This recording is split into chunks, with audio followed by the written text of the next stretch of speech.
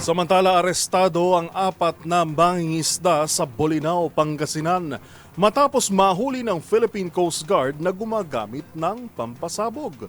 Yan at iba pang rumarapidong balita mula sa probinsya, hatid ng iba't ibang istasyon sa ilalim ng MBC Media Group.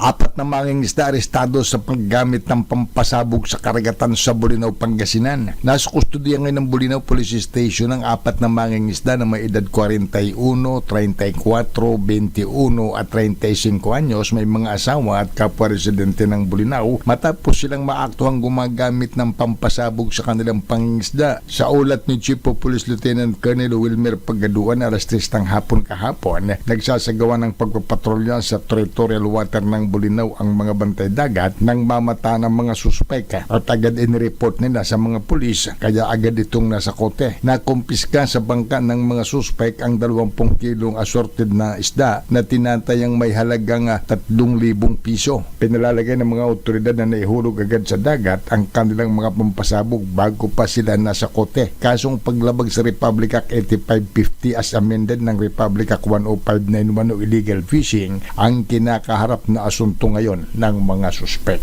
Para sa MBC TV Network News, ito si Freddy Paharto, Aris 38, una sa Pilipinas, una sa Pilipino. Timbog sa kinasang operasyon ng mga otoridad. Isang hinihinalang magnanakaw ng cable wire at cellphone ang naaresto sa sinagawan drug bypass operation sa bayan ng Samal, Bataan. Ayon sa ulat ni Samal Chief of Police, Police Major Gary Lupian, ang suspect ay naaresto pasado alas 6 ng gabi sa Fatima Subdivision, Barangay Sapa, Samal, Bataan. Kinilala ang suspect na isang 27 anyos na construction boy na residente rin na naturang barangay. Nakumpiska mula sa suspect ang tinatayang 12 gramo ng hininalang shabu na may halagang 81,600 pesos. Gayon din ang ginamit na mark money. Sa panayam na inihayag ni Police Major Lupian na matagal nang minamanmanan ang suspect dahil sa pagkakasangkot nito sa illegal na droga at mga insidente ng pagnanakaw sa kanilang lugar. Inamin mismo ng suspect sa harap ng media at pulisya na siya ay nagtitirador o tumitira ng mga cable wire ng mga telecom company kung saan kinukuha ang tansong bahagi at ibinebenta. Ayon naman sa isang kagawad ng barangay, ilang ulit nang may reklamo laban sa suspect, ngunit hindi umano ito dumadalo sa mga patawag ng kanilang pamunuan. Sa kasalukuyan, nasa kustodiya ng Samal PNP ang suspect at naharap ito sa kasong paglabag sa Republic Act 9165 o ang Comprehensive Dangerous Drug Act of 2002. Para sa MBC TV Network News, RH37, Danny Kumilang, una sa Pilipinas, una sa Pilipino. Matapos ang 4 na taon, nahuli sa lalawigan ng Northeast Samar ang itinuturing na top 3 most wanted persons sa Matugino, Samar dahil sa kasong pagpatay.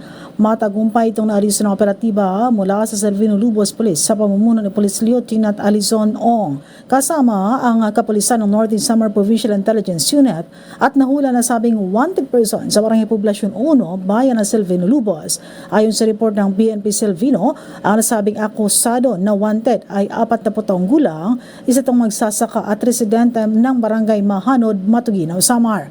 Matapos ang krimen na pag-alaman, hindi na nagpakita ang akusado at nagtago sa batas ng ilang taon. Ngunit nang malaman ang kinaruruunan nito, agad na ikinasa ng otoridad ang nasabing operasyon.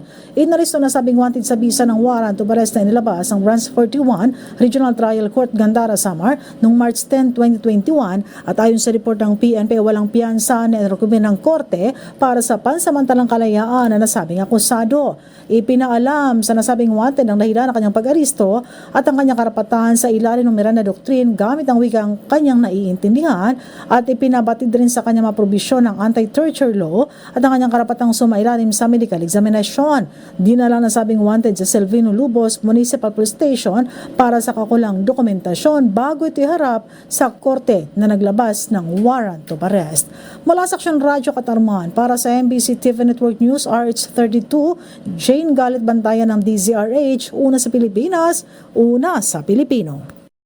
Balita mula sa Davao Region. 6 na individual na may kinakaharap na kasong kriminal ang naaresto sa isinagawang serye ng operasyon ng Police Regional Office 11 mula Agosto 16 hanggang Agosto 17, 2025. Sa naturang bilang, 4 ang kabilang sa listahan ng most wanted persons. 2 rito ay nasa provincial city level habang 2 naman ang nasa municipal station level. 2 iba pa ang kabilang sa mga karaniwang wanted persons. Ayon kay Police Brigadier General Joseph Argilles, Regional Director ng PRO11, bahagi ang operasyon ng pinaigting na kampanya laban sa mga wanted persons upang matiyak ang pagpapanatili ng kapayapaan at kaayusan sa rehiyon. Dagdag pa ng PRO11, tuloy-tuloy ang kailang operasyon at mahigpit na koordinasyon sa mga lokal na unit ng kapulisan upang matunton ang iba pang mga puganti sa batas. Para sa MBC TV Network News, ito si June Soter, una sa Pilipinas, una sa Pilipino.